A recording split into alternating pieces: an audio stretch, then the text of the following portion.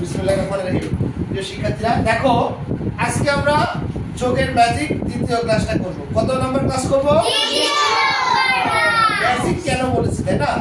আমরা ম্যাজিকের সাহায্যে এই খালি ঘরের সংখ্যাগুলো, অঙ্কগুলো নির্ণয় করব। কি নির্ণয় করব? এখন এই দেখো, সবগুলা কিন্তু যোগ যোগ না? সবগুলা কি বলো? আমরা কিন্তু এর আগেও একটা এই ক্লাস করেছি তাই না?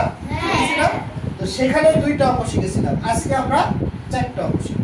দেখো, আমি তোমাদের কিন্তু একটা কথা বলেছিলাম, এই অঙ্কগুলো খালি ঘরের যোগ, বিয়োগ, গুণ, ভাগ যেটাই করি না কেন আমাকে উত্তরের সাথে ম্যাচিং করে করে নামাতে হবে তাই না? তবে কখনো কখনো উত্তরেও খালি ঘর থাকতে পারে, তবুও আমাদের উত্তর থেকেই ম্যাচিং করতে হবে। দেখো, আমরা যোগ কোন স্থান থেকে শুরু করতে হয়? কোন স্থান? স্থান। তার মানে যোগের প্রথমে এই যোজন আর যোজকের অঙ্কগুলোর মধ্যে আমরা এককের অঙ্কটা আগে যোগ করব তাই না? যোগ করে যোগফলে এককের স্থানে লিখব। কোন স্থানে লিখব? আচ্ছা, তাহলে দেখো তো এখানে এই যোগফল কত বলো তো? এই যোগফল কত? এই যোগফলের এককের স্থানে কত আছে? এককের স্থানে আছে। তার মানে এই যোজক আর যোজকের এককের স্থানে যে অঙ্ক যোগ করে 8 হয়েছে, কিন্তু দুঃখের বিষয় দেখো, এই যোজকের এককের স্থানে খালি ঘর কিছু আছে না? কিছু না, কিন্তু এটার তো এককের স্থানে আছে। তো এইটার এককের স্থানে কত আছে? 3। তার মানে 3 এর সাথে কোন একটা অঙ্ক যোগ করে 8 হয়েছে। তাহলে 3 এর সাথে কত যোগ করলে 8 হয়? 5। তার মানে এই খালি ঘরে কত বসালে ঠিক হবে? কত বসালে? এটা কি ম্যাজিকের মতো লাগছে না? এইবার তাহলে এককেরটা শেষ। এবার দশকের যোগফলের দশকের স্থানে কত আছে? এবার দেখি, তার মানে কি এখানকার আর এখানকার দশকের অঙ্ক যোগ করে 8 হয়েছে। তাহলে এখানে দশকের স্থানে কত আছে? বলো কত আছে? দশকের স্থানে কত আছে? 6 এর সাথে কত যোগ করলে 8 হয়? 2। কত যোগ করলে? 7, 8। কত যোগ করলে? 2। তার মানে এখানে আমরা 2 লিখব। এখানে ঘরে কত লিখব? 2। Very good. ঠিক একই ভাবে আমরা 2 নম্বর অঙ্কটাও করব। ঠিক আছে? 2 নম্বর অঙ্কটাও দেখো প্রায় একই রকম না? এখানে শুধু আমার আগেরটার মতোই, আগেরটা এককের স্থানে ছিল, এইবার এসে দশকের স্থানে। আগেরটা এখানে ছিল দশকের স্থানে, এবার এককের স্থানে। দেখি এখানে এককের স্থানে কত আছে? যোগফলে এককের স্থানে কত আছে?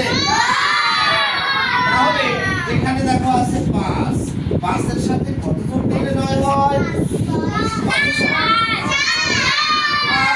6, 7, 8, 9। কত যোগ করলাম?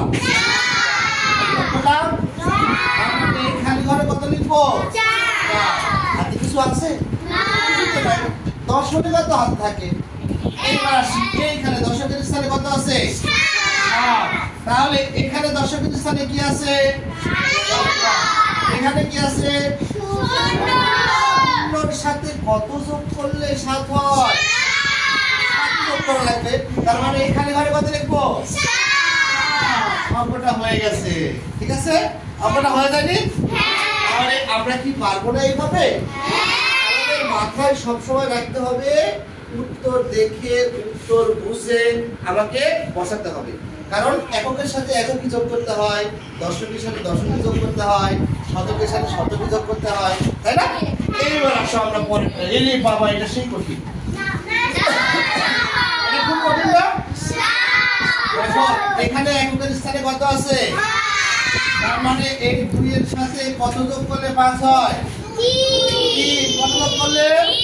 3। তার মানে এইখানে ঘরে কত বসবে? 3।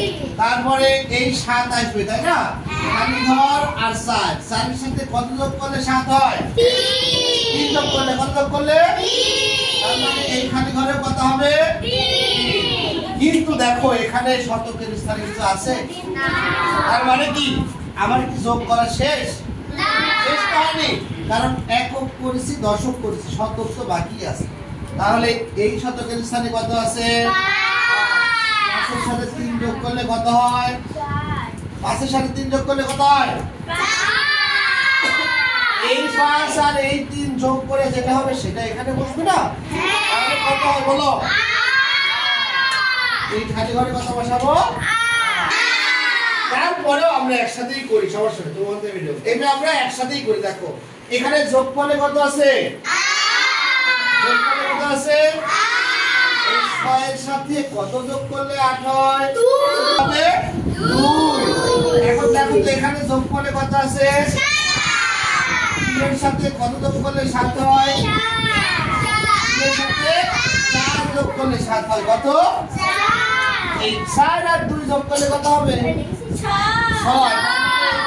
কত হবে? 6। শেষ। আর কোনটা বাঁচবে বলো? না। আর কোনদিন কোন যোগের খালি ঘর বাঁচবে? না। কাছে আমরা হাতে রাখা এর চেয়ে একটু আপডেট অর্থাৎ কঠিন গুলো শিখবো। ঠিক আছে? ধন্যবাদ সবাইকে। আল্লাহ হাফেজ।